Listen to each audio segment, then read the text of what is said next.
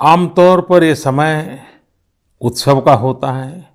जगह जगह मेले लगते हैं, धार्मिक पूजा पाठ होते हैं। कोरोना के इस संकट काल में लोगों में उमंग तो है, उत्साह भी है, लेकिन हम सबको मन को छू जाए वैसा अनुशासन भी है।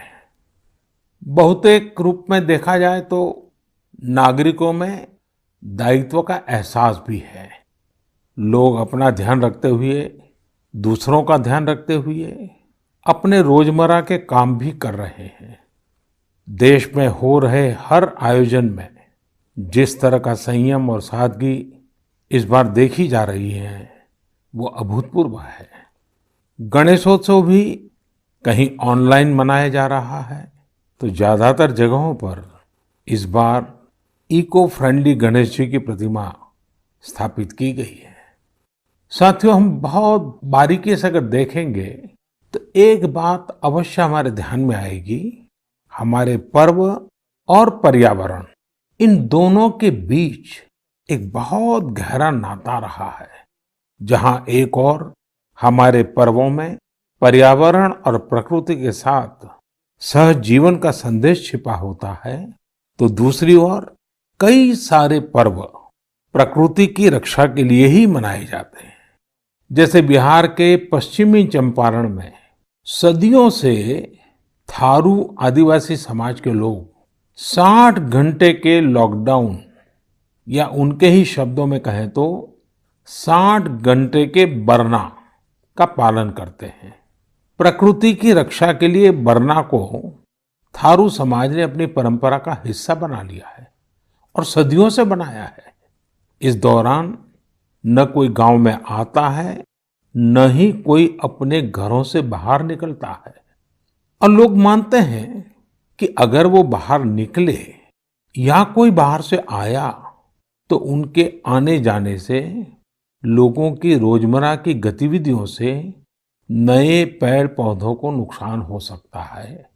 बरना की शुरुआत में भव्य तरीके से हमारे आदिवासी भाई बहन पूजा पाठ करते हैं और उसकी समाप्ति पर आदिवासी परंपरा के गीत, संगीत, नृत्य जम करके उसके कार्यक्रम भी होते हैं। साथियों, इन दिनों ओणम का पर्व भी धूमधाम से मनाया जा रहा है।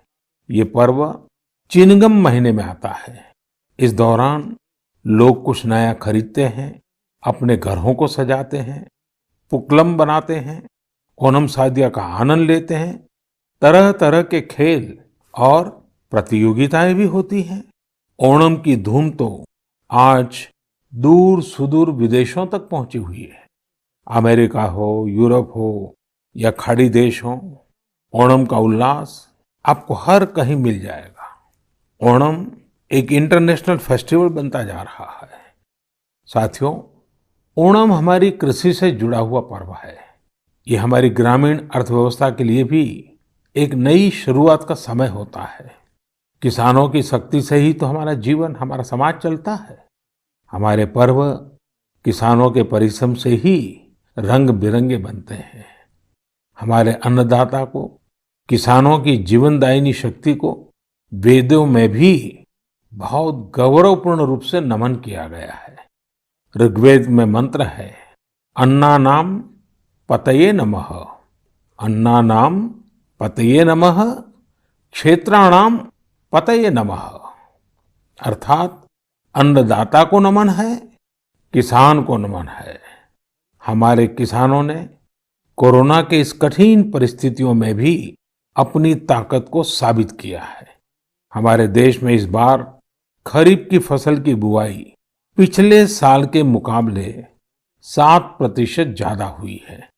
धान की रुपाई इस बार लगभग 10%, दालें लगभग 5%, मोटे अनाज, कोर्स सीरियल्स लगभग 3%, ऑयल सीड्स लगभग 13%, कपास लगभग 3% ज्यादा बोई गई है।